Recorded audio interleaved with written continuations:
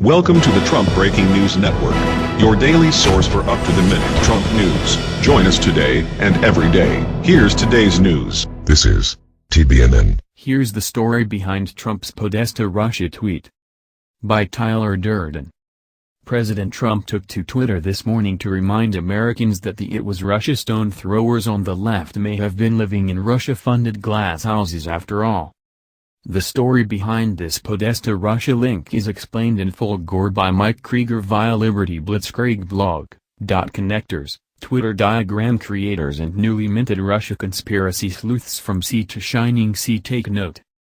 Since anything connected to Russia is now considered treasonous, I've got a great story for you to sniff out. It relates to John Podesta, but somehow I doubt you'll be interested in this one. The Daily Caller reports. John Podesta, former Secretary of State Hillary Clinton's 2016 national campaign chairman, may have violated federal law by failing to disclose the receipt of 75,000 shares of stock from a Kremlin-financed company when he joined the Obama White House in 2014, according to the Daily Caller News Foundation's investigative group. Joule Unlimited Technologies, financed in part by a Russian firm, originally awarded Podesta 100,000 shares of stock options when in 2010 he joined that board along with its Dutch-based entities, Joule Global Holdings, BV and the Stichting Joule Global Foundation. When Podesta announced his departure from the Joule board in January 2014 to become President Obama's special counselor, the company officially issued him 75,000 common shares of stock. The Schedule B section of the federal government's Form 278, which requires financial disclosures for government officials, required Podesta to report any purchase, sale or exchange by you, your spouse, or dependent children of any property, stocks, bonds, commodity futures and other securities when the amount of the transaction exceeded $1,000. The same year Podesta joined Joule, the company agreed to accept 1 billion rubles, or $35 million, from Rosnano, a state-run and financed Russian company with close ties to President Vladimir Putin. Anatoly Chubais, the company CEO and two other top Russian banking executives worked together with Podesta on the Joule boards. The board met 6 times a year.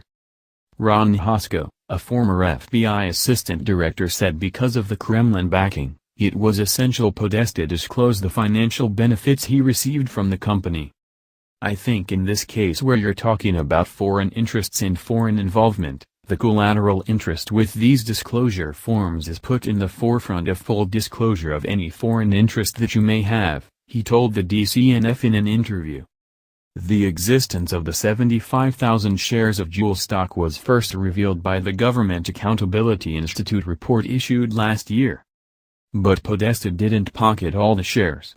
Correspondence from Podesta to Joule instructed the firm to transfer only 33,693 shares to Leonidio Holdings, a brand new entity he incorporated only on December 20, 2013, about 10 days before he entered the White House.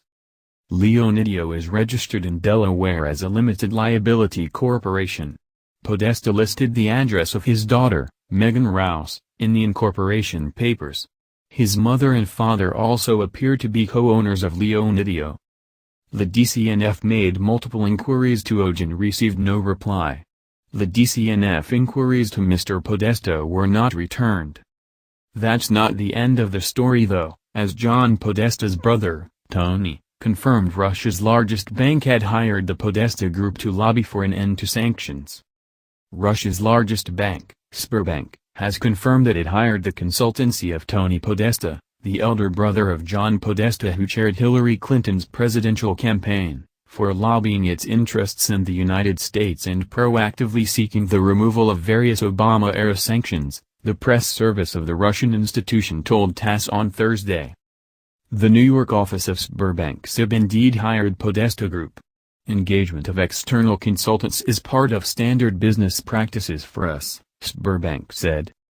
Previously, the Daily Caller reported that Tony Podesta was proactively lobbying for cancellation of a range of anti-Russian sanctions against the banking sector.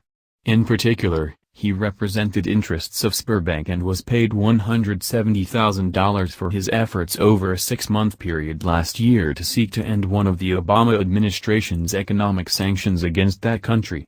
Podesta, founder and chairman of the Podesta Group, is listed as a key lobbyist on behalf of Sberbank, according to Senate lobbying disclosure forms.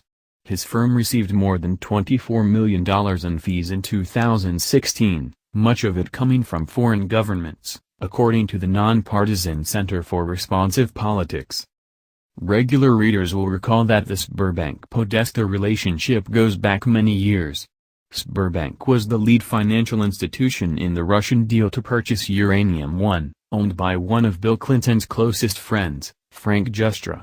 Justra and Bill Clinton lead the Clinton-Justra Enterprise Partnership, an integral part of the Clinton Foundation. Consider if any or all of the above had taken place among any of the Trump administration, what would have occurred? How vilified would the offender have been? As Mike Krieger concludes, personally, I doubt any of the above is a huge deal, and I certainly don't think Podesta is working for Vladimir Putin under the table. However, just imagine the hysteria if the above narrative could have been connected to anyone in Trump's orbit. It would have been plastered on the front page of the Washington Post and the New York Times with headlines like, "More financial ties emerge between those in Trump's orbit and Putin." Naturally, you won't see this story hyped because it doesn't fit the corporate media narrative, and the narrative is all they care about. That's the news. Join us here every day. Be sure to subscribe and click the bell. See you next time. This is TBNN.